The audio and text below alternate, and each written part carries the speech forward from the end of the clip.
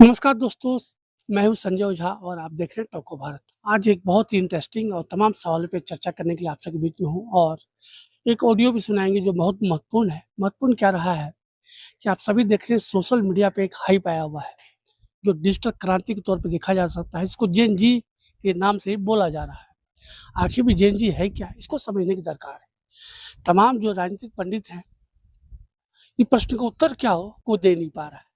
आज़ाद भारत के 80 साल होने को है, अब तक सड़क, बिजली, पानी, जो स्वास्थ्य है, जो शिक्षा है, यही सवाल अब तक बना रहा है। हर चुनाव में, चाहे वो राज्यसभा का चुनाव हो, चाहे वो विधानसभा का चुनाव हो, चाहे लोकसभा का चुनाव हो, चाहे पंचायत का चुनाव हो, हर चुनाव में ये 5 चीज़ ज़रूर बोली जाती है, सड़क, बिजली, पानी, शिक्षा, स्वास्थ्य।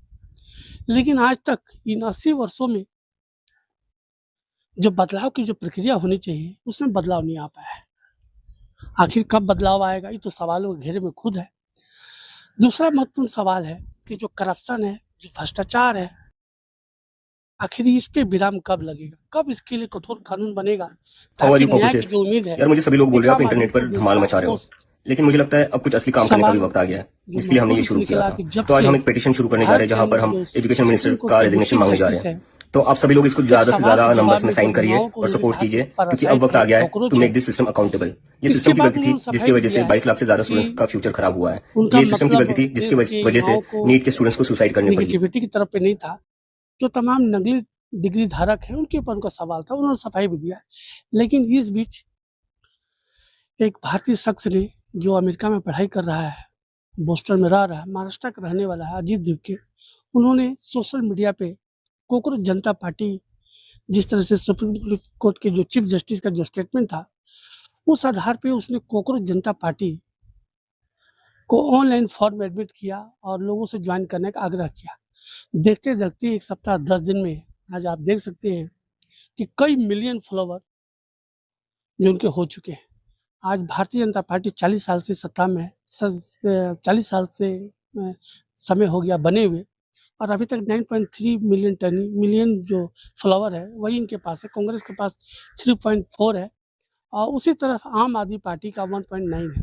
ऐसे में कोकरोच जनता पार्टी जो युवाओं को, जो जेन ज़ी है, जो 18 साल, 20 साल, 22 साल, 24 साल, 30 साल के जो बच्चे हैं, जिनका जो भविष्य है आधार में दिख रहा है, तमाम जो नेशनल वाइज़ आप देखिए वो भी पेपर लीक हो रहा है, स्टेट वाइज़ तो लीक हो ही रहा था।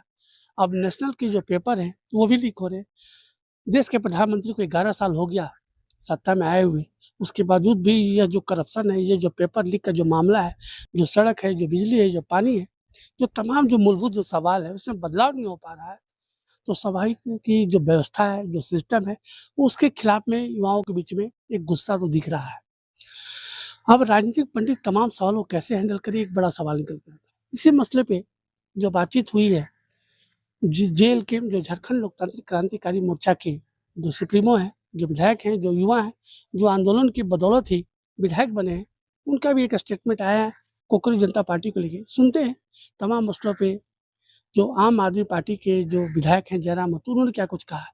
लेकिन एक सवाल तो बहुत महत्वपूर्ण हो गया है कि जिस तरह से कोकरोच जनता पार्टी ने सोशल मीडिया हाइप पैदा कर दिया है, तो तमाम जो पॉलिटिकल पार्टी के लोग हैं, अब सोचने पे बाध्य कर दिया है कि जो सवाल है, अब उसका उत्तर क्या दिया जाए। साथ में कोकरोच जनता पार्टी ने सोशल मीडिया के मार्फत ही देश की जो शिक्षा मंत्री हैं, उनके इस्तीफा की माँग कर दी है। आखिर में नीट का पेपर लीक हुआ, कई विद्यार्थी सुसाइड किए, कई विद्यार्थियों का जो फ्यूचर था, उनका जो उम्र है, वो प्रभावित कर रहा है।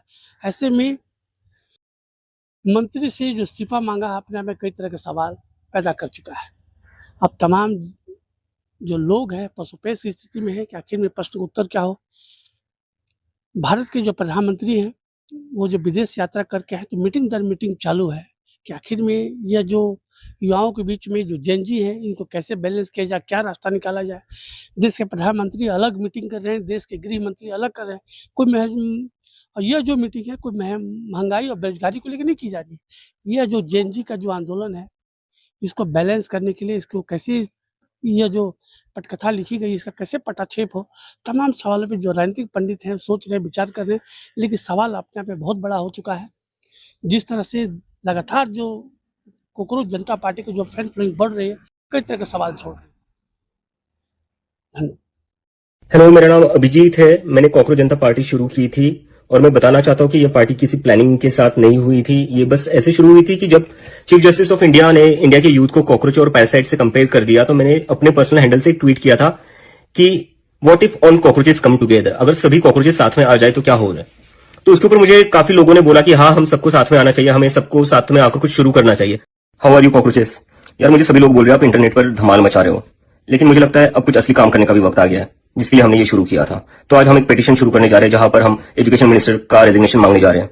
तो आप सभी लोग इसको ज्यादा से ज्यादा नंबर्स में साइन करिए और सपोर्ट कीजिए, क्योंकि अब वक्त आ गया है to make this system accountable. ये सिस्टम की गलती थी जिसकी वजह से 22 लाख से ज्यादा स्टूडेंट्स का फ्यूचर खराब हुआ है। ये सिस्टम की गलती थी जिसकी वजह से नीट के स्टूडेंट्स को सुसाइड करनी पड़ी है।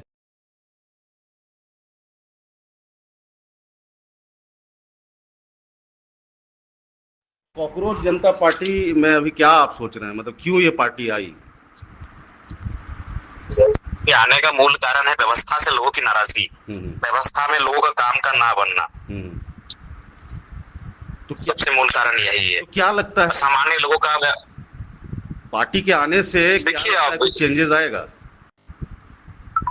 देखिए, चेंजेस चूंकि आज के दौर में सोशल मीडिया का एक अहमियत है, लेकिन सवाल ये है कि जो लोग सत्ता में है वो लोग भी थोड़ा सा ढीठ हो गए हैं। अगर आप उनकी आलोचना भी करते हैं, दुनिया को बताते भी हैं, थोड़ी वो इस्तीफा देते रहे हैं।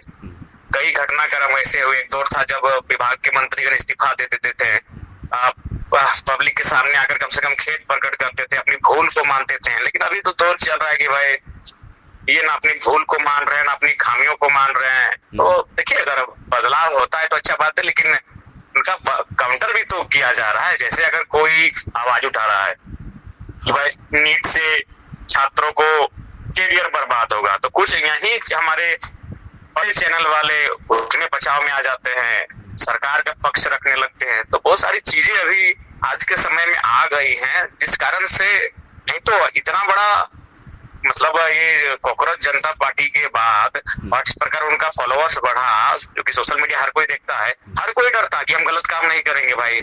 लेकिन वो डर इसलिए भी नहीं हो पा रहा है क्योंकि मैनेजेबल हो जा रहा है परिस्थितियां। तो जयराम जी, क्या लगता है कि फॉलोअर्स, ये जो फॉलोअर्स बढ़े हैं सोशल मीडिया में, इस फॉलोअर्स का जो असर है वो धरातल पर भी दिखेगा? देखिए, धरातल पर थोड़ा सा चांसेस नहीं दिख रहा है, क्योंकि हम लोग भी कभी कभी चर्चा करते हैं कि अगर अंग्रेजों के टाइम में अगर ये व्हाट्सएप इंस्टा होता तो हम लोग व्हाट्सएप में मैसेज फॉरवर्डिंग वाला काम करते हैं। सड़क में आने से थोड़ा सा फिलहाल भारत का जो नया पीढ़ी है, जिसको हम लोग जेन जेड कहते हैं, जेन जी कह रहे हैं, वो थोड़ा सा कतरा रहा है। बाकी आप देखिए, नेपाल, बांग्लादेश, इंडोनेशिया, श्रीलंका, कई देशों में उदाहरण प्रस्तुत हुए जब वहां के लोग भ्रष्टाचार के खिलाफ, सरकार की गलत नीतियों के खिलाफ सड़कों पर आकर एक बड़ा क्रांति जैसा एक जन सैलाब आया। लेकिन यहाँ हमारे देश में थोड़ी सी विविधताओं के कारण ये परिस्थितियां उत्पन्न नहीं हो पा रही, जिससे हुक्मरान भयभीत नहीं हो रहे हैं और वो एक सिंपैथी कार्ड भी खेल रहे हैं, कभी धर्म का तो कभी कोई अन्य कार्ड, और उसके माध्यम से फिर अपने आप को मैनेज कर ले रहे हैं। अच्छा जयराम जी, आप भी एक यूथ नेता रहे हैं और आप जिस तरीके से संघर्ष आपने किया, क्या लगता है आपको कि ये संघर्ष इतना आसान नहीं होता है? ऐसे में जिस तरीके से जो दिख रहा है लोग, बिल्कुल आसान नहीं है, बहुत कठिन है। सोशल साइट्स में आना, फिर वही लड़के जो चर्चित हो जाएंगे 10, 20, 25, उन पे एफआईआर होने लगेगा, फर्जी मुकदमों में उनको फंसाया जाने लगेगा। हम भुक्तभोगी हैं, कम से कम 1 दर्जन के आसपास मेरे नाम पे भी मुकदमा है। जब हम अपनी आवाज को बुलंद किए, जब लोगों का काफिला हमारे साथ जुड़ने लगा, जब हम सत्ता से, सिस्टम से सवाल पूछने लगे, उनसे टकराने लगे सीधा, तो हम पे भी एफआईआर हुआ। लेकिन बहुत सारी चुनौतियां हैं, जब सोशल साइट्स में और जब ग्राउंड में आप जाते हैं तो चुनौतियों में काफी अंतर होता है। तो उन चुनौतियों का अगर वो सामना कर लेते हैं, उन चुनौतियों का मुकाबला करते हैं, तो मुझे लगता है बेहतर होगा। अच्छा, एक आखिरी सवाल जयराम जी, कि किस तरीके से जो अभी दिखा कॉकरोच जनता पार्टी का असर, क्या ये असर सरकार में भी देखने को मिल रहा है? केंद्र सरकार की अगर बात करें कि थोड़ा देखने में तो बिल्कुल मिल रहा है, क्योंकि उनके वेबसाइट को रिमूव किया जा रहा है, उनके आईडी को कम से कम रिपोर्ट किया जा रहा है, हटाने का प्रयास किया जा रहा है, डिलीट कराने का प्रयास चल रहा है। तो भय तो है, कुछ ना कुछ भय है, तभी इस प्रकार के हथकंडे अपना रहे हैं। भय, डर तो है, सवालों से डर है, एकजुटता से डर है, ये तो है, असर दिखेगा। देखने के लिए धन्यवाद। अधिक समाचार अपडेट के लिए कृपया लाइक करें, शेयर करें और सब्सक्राइब करें।